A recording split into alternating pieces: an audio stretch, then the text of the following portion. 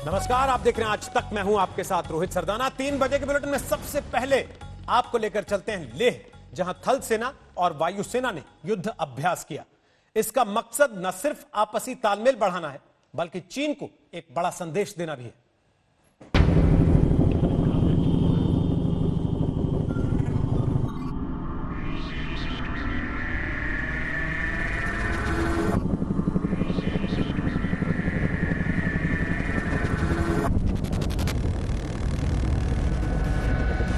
हम तैयार हैं। चीन की हर हिमाकत को मिलेगा करारा जवाब। एलएसी के हर मोर्चे पर जवान तैयार हैं। वायुसेना हाई अलर्ट पर है। आज लद्दाख के पहाड़ों पर थल सेना और वायुसेना ने युद्ध अभ्यास किया। आसमान में आधुनिक चिनूक हेलीकॉप्टर हुंकार भरता रहा। इसकी गर्जना चीन के लिए एक संदेश है। इस युद्धाभ्यास का मकसद थल सेना और वायुसेना के बीच तालमेल बढ़ाना था। लेकिन एक साथ 5 Su-30 जगह हमें आसमान में नजर आते हैं। इसका सीधा मतलब होता है कि आप अपनी ताकत अपने दुश्मन को दिखा रहे हैं स्पष्ट तौर पर। जहां तक सीमाओं का सवाल है, वहां पर हमारे भारतीय सेना के जवान लगातार तैनात हैं, जो लेह में मौजूद रहते हैं। उनकी ट्रेनिंग उस हिसाब से चलती रहती है, तो वो लगातार न सिर्फ फॉरवर्ड एरियाज में बल्कि यहां पर बेस पर भी।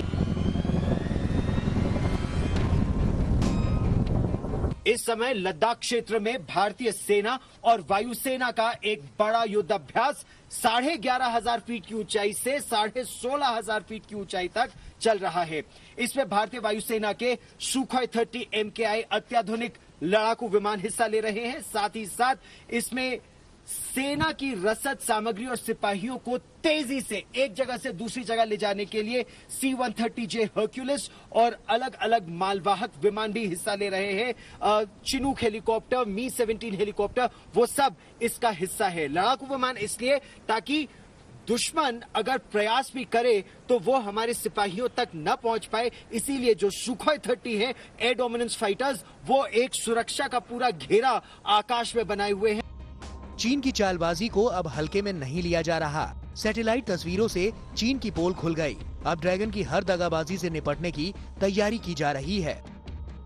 सेना प्रमुख 2 दिनों के लद्दाख दौरे से दिल्ली लौट चुके हैं। आज जनरल नरवणे ने अपने दौरे की जानकारी रक्षा मंत्री को दी। लद्दाख के दौरे पर सेना प्रमुख LAC संघर्ष में जख्मी जवानों से मिले और फिर फॉरवर्ड फ्रंट पर जाकर जवानों का हौसला भी बढ़ाया। रक्षा मंत्री राजनाथ सिंह रूस के दौरे से कल ही लौटे, जहां उन्होंने न सिर्फ रूस का समर्थन हासिल किया, बल्कि रूस भी हथियारों की जल्द डिलीवरी के लिए राजी हो गया। लेह से गौरव सावंत के साथ आज तक ब्यूरो। एक तरफ लद्दाख में सेना तैयार है, दूसरी तरफ सरहद के इलाकों में विकास के काम में तेजी लाई जा रही है। लद्दाख के सीमावर्ती गांव में संचार सुविधा को मजबूत करने का प्लान तैयार किया गया। लद्दाख में 134 डिजिटल सैटेलाइट फोन टर्मिनल स्थापित करने की योजना बनाई गई है। लद्दाख के गलवान घाटी और चुशुल जैसे इलाकों में ये फोन टर्मिनल लगेंगे। लद्दाख में खासकर जो लाइन ऑफ एक्चुअल कंट्रोल से लगते हुए इलाके हैं, वहां पर भी मोबाइल टावर्स लगाने की बात हो रही है। बहुत लंबा डिमांड था यहां पर और बहुत लंबी लड़ाई यहां पर लड़ी जा रही थी इसके लिए। लेकिन सोचिए कि आज DBO और उसके साथ ही गलवान वैली, हर जगह अगर इस तरह की चीजें हों तो क्या होगा। एग्जीक्यूटिव काउंसिलर जो लेके हैं वो हमारे साथ हैं। बहुत लंबी लड़ाई लड़ी है, लेकिन ये तो सीधे सीधे चुनौती है चीन को। जी बिल्कुल, क्योंकि ये हम पिछले 8-10 साल से वेट कर रहा था कि USOF के तहत मोबाइल सैंक्शन कभी नहीं हुआ था लद्दाख में। तो ये जो 24 मोबाइल टावर और 54 टोटल लेह और करगिल दोनों के लिए जो सैंक्शन हुआ, उससे बहुत ज़्यादा जो अनकनेक्टेड विलेजेस है वो कनेक्ट हो जाएंगे। जी, मतलब हम ये समझें कि जितनी इम्पोर्टेंट सड़कें यहाँ पर बॉर्डर तक बनाना, उतना ही इम्पोर्टेंट कि बॉर्डर के एरिया के लोग कनेक्ट भी हो सकें फोन से। जी बिल्कुल, क्योंकि अभी यहाँ लेह डिस्ट्रिक्ट में और 24 तो सैंक्शन हो गया है और भी 25-30 और ज़रूरत है, क्योंकि यहाँ पे हर विलेज में एक मोबाइल टावर ज़रूरत पड़ता है। यहाँ पे और भी अनकनेक्टेड विलेज बहुत है, जैसे यहाँ पे लिंगशेट जैसा है, क्यूमरका जैसा है, बॉर्डर्स की कुछ इलाका है जहाँ पे अभी भी नेटवर्क की बहुत नेटवर्क नहीं है, वहाँ पे प्रॉब्लम है। तो ये USOF अभी जो सैंक्शन हुआ है उसमें भी बहुत सारे जो एरिया है वो कवर नहीं हो पा रहा है। तो मेरा गवर्नमेंट से यही रिक्वेस्ट है, पहले से हम रिक्वेस्ट करते आ रहे हैं कि लेकिन अब उसका सैंक्शन हो जाना एक और ऐसे टाइम में जब इतनी टेंशन पीक पर। हाँ, ये बिल्कुल, क्योंकि चाइना की उस तरफ काफ़ी उन्होंने ये मोबाइल नेटवर्क वहाँ पे इंस्टॉल किया गया है, तो यहाँ पे ये स्पेशली इस टाइम पे सैंक्शन होना बहुत बड़ी अचीवमेंट है हमारे लिए। जी, बस अब लोकेशन आप लोगों को देखना है और मोबाइल टावर वहां पर सेटअप। अब जो सिग्नल का प्रॉब्लम हम लोगों को भी हो रहा है यहाँ, वो नहीं होगा। हाँ बिल्कुल, अभी USOF का जो सैंक्शन हुआ है वो बाज़ाब्ता है विलेज वाइज, जहाँ इन्होंने विलेज वाइज ये सैंक्शन हुआ है तो उसी हिसाब से वहाँ पे लगेंगी। बाकी और भी ज़रूरत पड़ेगा तो उससे काफ़ी अच्छा मीन्स हो जाएगा ये नेटवर्क। बहुत बहुत धन्यवाद हमसे बातचीत करने के लिए। Thank you. चीन बातचीत से मान जाए ये हो नहीं सकता। गलवान पर चीन एक तरफ बातचीत का दिखावा कर रहा है तो दूसरी तरफ डेप्सांग में वो जवानों का जमावड़ा करने में जुटा। आज हम आपको 15 सैटेलाइट तस्वीरों से चीन की नई साजिश का पूरा कच्चा चिट्ठा बताएंगे। आपको बताएंगे कैसे चीन ने LAC के दूसरी तरफ जवानों को जमा रखा है, उसके इरादे क्या हैं, उसका प्लान क्या है।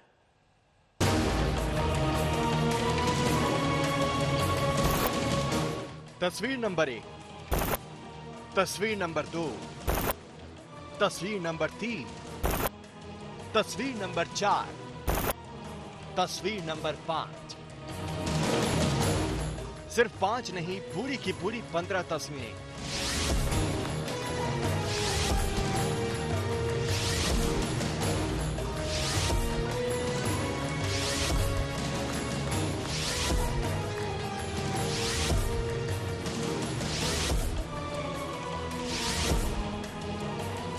जी हां, ये महज तस्वीरें नहीं, चीन की साजिश का ठोस सबूत हैं।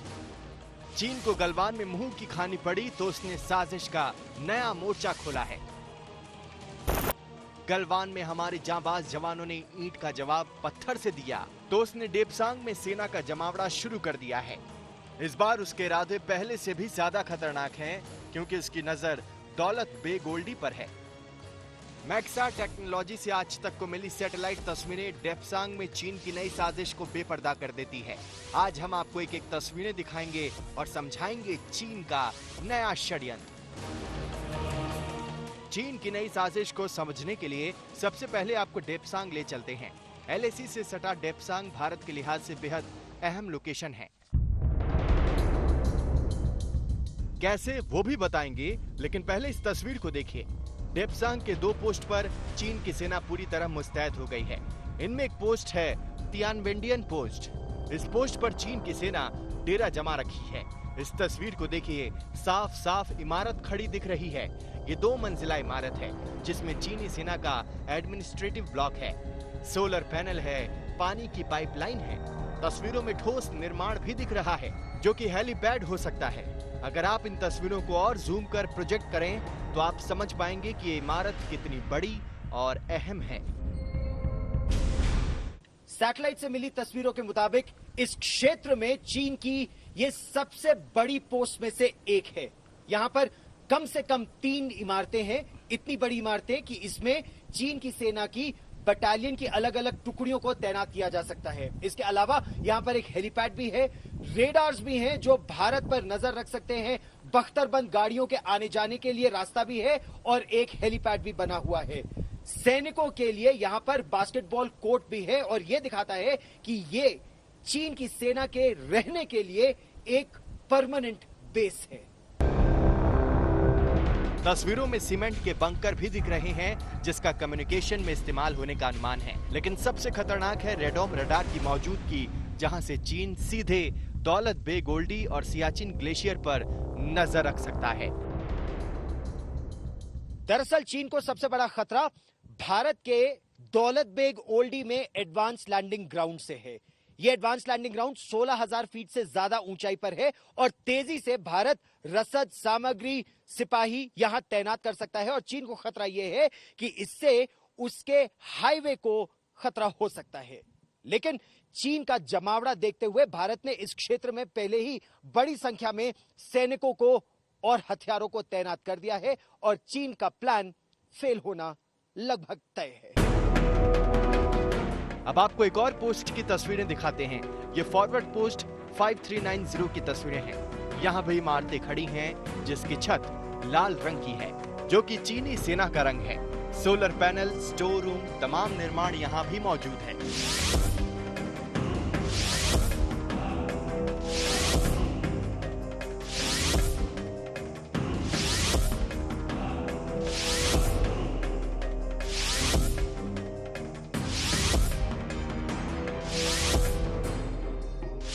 ये तस्वीरें बता रही हैं कि इस बार चीन की चाल ज्यादा गहरी है।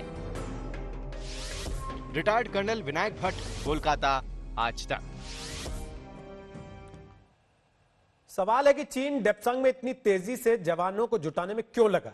दरअसल चीन के इरादे बेहद खतरनाक हैं। चीन को पसीना छूट रहा है दौलत बेग ओल्डी में भारत की मजबूत मौजूदगी से। वो डेप्सांग से दौलत बेग ओल्डी पर नजर रखना चाहता है।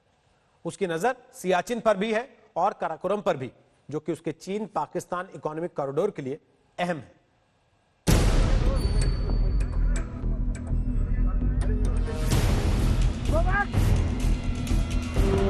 आपने देखी डोकलाम से गलवान तक चीन की साजिश।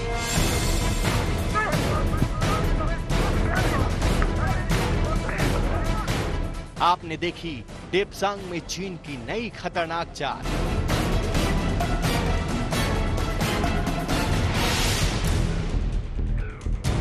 अब हम आपको बताते हैं कि चीन डेप्सांग में जवानों का जमावड़ा करने पर क्यों आमादा है, क्यों गलवान में मात खाने के बाद चीन ने डेप्सांग की तरफ रुख किया है। क्योंकि डेप्सांग से चीन सीधे दौलत बेग ओल्डी पर नजर रख सकता है। डेप्सांग के जरिए चीन सियाचिन ग्लेशियर पर निगाहें रख सकता है। अब हम आपको यह बताते हैं कि दौलत बेग ओल्डी से चीन इतना घबराए हुआ क्यों है। पहले दौलत बेग ओल्डी की अहमियत समझिए। दौलत बेग ओल्डी में दुनिया की सबसे ऊंची हवाई पट्टी है। यह हवाई पट्टी समुद्र तल से करीब 16,614 फुट की ऊंचाई पर है। 1962 के युद्ध के दौरान भारतीय सेना ने इस इलाके में अपनी चौकी स्थापित की थी।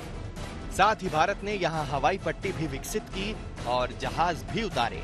1968 में आए भूकंप के बाद हवाई पट्टी और सैन्य चौकी को बंद कर दिया गया। 2008 में दौलत बेग ओल्डी को दोबारा सक्रिय किया गया। 2013 में भारतीय वायुसेना ने अपना हरक्यूलिस जहाज यहां उतारा। एक तरफ तो चीन बातचीत की बात कह रहा है और दूसरी तरफ वो मिलिट्री तैयारी फोर्टिफिकेशन करता जा रहा है, जैसा कि हमको पैंगोंग सो और गैलवान वैली में देख के आया। ये चीनी तरीका, दोगलापन, ये बहुत पुरानी चीज है और हम इसको सालों से देखते आए हैं। मेरी सब आपके देखने वालों से सिर्फ ये की गुजारिश है और सरकार से कि इनसे भी बातचीत तो एक तरफ की जाए, पर भारत सरकार अपनी पूरी तैयारी करे। चीन की तिलमिलाहट की वजह यही है कि भारत ने दौलत बेग ओल्डी में अपनी मौजूदगी बढ़ा दी है। भारत के लिए यह जरूरी है कि ये वो तुरुप का पत्ता है जिससे चीन की सुरक्षा में सेंध लगाया जा सकता है। दौलत बेग ओल्डी से भारत काराकोरम, अक्साई चीन, जियांग, गिलगित बाल्टिस्तान और पीओके तक चीन के मंसूबों को रोकने और वास्तविक नियंत्रण रेखा पर चीन के दुस्साहस को रोकने में सक्षम है।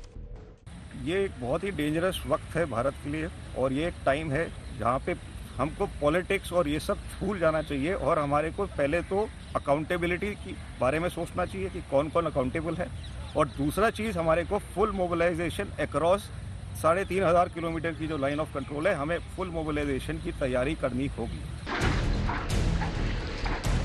भारत दौलत बेग ओल्डी तक सड़क बनाने में तेजी से लगा है। सड़क बन गई तो लेह से सिर्फ 8 घंटे में दौलत बेग ओल्डी तक पहुंचा जा सकता है। यानी कि हवा से लेकर जमीन तक भारत की सुरक्षा मजबूत हो जाएगी। चीन को पूरा डर है कि आज नहीं तो कल भारत अक्साई चीन पर कब्जे का दबाव बढ़ाएगा, इसलिए चीन आज बेचैन है। आज तक ब्यूरो। कांग्रेस अध्यक्ष सोनिया गांधी और राहुल गांधी ने एक बार फिर से सरकार पर चीन को लेकर हमला बोला है। दोनों ने अलग अलग वीडियो संदेश जारी करके कहा है कि अगर चीनी सेना ने घुसपैठ की है तो उसे पूरे देश को बताइए, हम सब साथ मिलकर मुकाबला करेंगे।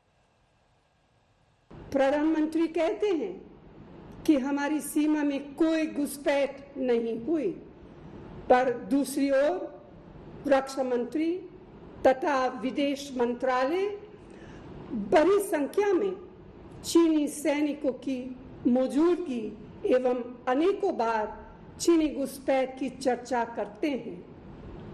हमारी फौज के जनरल, रक्षा एक्सपर्ट एवं समाचार पत्र सैटेलाइट तस्वीरें दिखाकर भी चीनी घुसपैठ की पुष्टि कर रहे हैं।